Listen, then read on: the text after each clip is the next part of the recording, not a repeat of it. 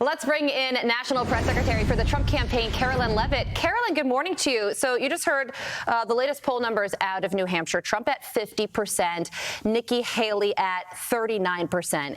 Can you give us specifics on what success looks like for the Trump campaign in New Hampshire? Sure. Well, first of all, I want to congratulate Governor DeSantis, as President Trump did as well. It was the right thing to do for Ron DeSantis to drop out of this race. As it has become very clear that Republican voters want to reelect President Trump back to the White House. The only Republican in America who has not admitted that to themselves appears to be Nikki Haley, who is still parading around New Hampshire, even though she does not have a clear pathway to victory here, just like she did not in Iowa. That is because voters here in New Hampshire realize that Nikki Haley is more of a Democrat than a Republican. Her campaign is funded by Democrat donors. Her staffers are former Democrat lobbyists, and her campaign is specifically targeting formerly Democrat voters to turn out and vote in tomorrow's primary. Here at the Trump campaign, we are heavily focused on turning out Republican voters and common sense independents who want to secure our border, rebuild our American economy, reinvest in our domestic energy industry to bring down the cost of utility bills here in our great state, and to also restore peace around this globe. And so there are not enough Democrats in this Republican primary tomorrow for Nikki Haley to be successful. So we're very confident that those votes from Governor DeSantis and also Vivek Ramaswamy will come over to President Trump. We encourage those voters to get out tomorrow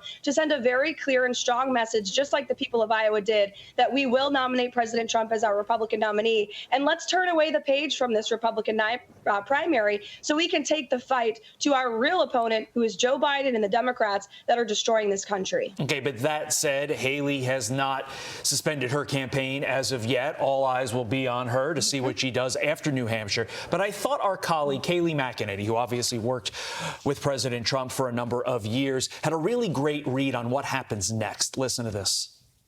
That was definitely a conciliatory tone. It reminds me of his victory speech in Iowa, where he praised his opponents, praised his rivals. That's the kind of tone he will need for the next 9 months if he wants to prevail against Joe Biden. Where I think his challenge is, both here and going forward into a general election, is winning over the Nikki Haley voter, winning over the establishment voter, winning over the independent, which is why I think that vice presidential pick is so important.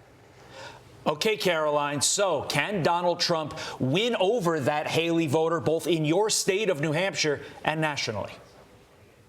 Of course he can. I think President Trump can win over any rational, common sense American that believes in this country, that realizes that they were much better off under President Trump's leadership than they are today under Joe Biden's leadership. President Trump did more when he was in the White House than any president in history. He secured the border. He restored peace around this globe with the historic signing of the Abraham Accords. Our enemies were deterred by his peace through strength foreign policy. He rebuilt our economy for all Americans. Unemployment hit record low, mortgage rates and interest rates too. And so if Americans want a leader who will deliver on the issues that matter most to them and their families, then they should vote for Donald Trump, not just in New Hampshire tomorrow, but also in the general election in November.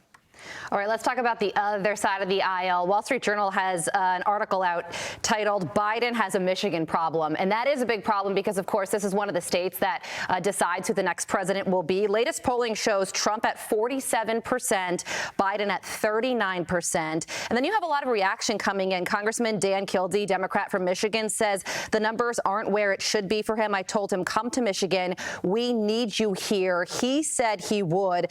There's a Democratic strategist named Adrian Hammond. He says the level of concern is growing, and it should be. The problem is not policy. The problem is the man. The Biden campaign, though, says that these poll numbers are a long way off. They're banking on the economy improving. They're also banking on the potency of abortion rights and access to mail-in and early voting. What about all of that?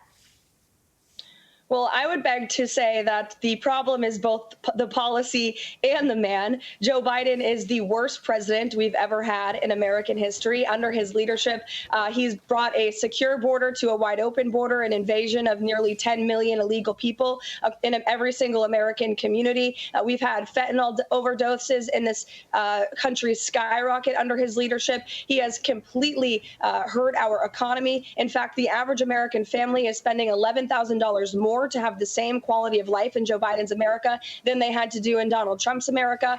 And under Joe Biden, because of his weakness, not only his incompetent foreign policy, but also his weakness on the world stage, he can't go to a podium without stumbling over his own words. He trips up the stairs on Air Force One. He is an embarrassment to this nation, and our adversaries know it. They're taking advantage of us every day. Russia would have never invaded Ukraine if Donald Trump was still commander-in-chief. China recently promised that the taking of Taiwan is inevitable. And of course, we had Iranian-backed terrorists in the Middle East launching a barbaric attack on our great friend and nation ally, Israel. And now the United States is forced to respond. And so all of this is happening because of Joe Biden's terrible policies, but also because of the man himself. He is corrupt. He is weak. The American people see it. Our adversaries see it. And again, that is why they will reelect President Trump to the White House this November. Trump campaign National Press Secretary Karoline Leavitt, thank you so much for joining us this morning. Have a great day.